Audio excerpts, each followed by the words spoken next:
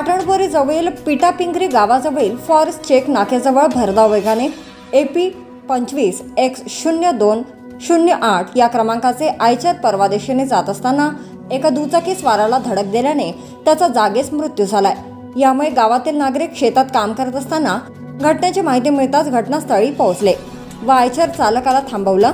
पोलिसांना माहिती देताच पोलीस घटनास्थळी हजर झाले। मृतकाचे शवविच्छेदन करण्यासाठी नेण्याचा प्रयत्न केला असता गावातील नागरिक आक्रोशित झाले होते आणि शवाला उचलण्यास मनाई केली असता वातावरण तेव्हा चांगलेच तापले होते। या मार्गाने नेहमीच अपघाताच्या घटना घडत असतात।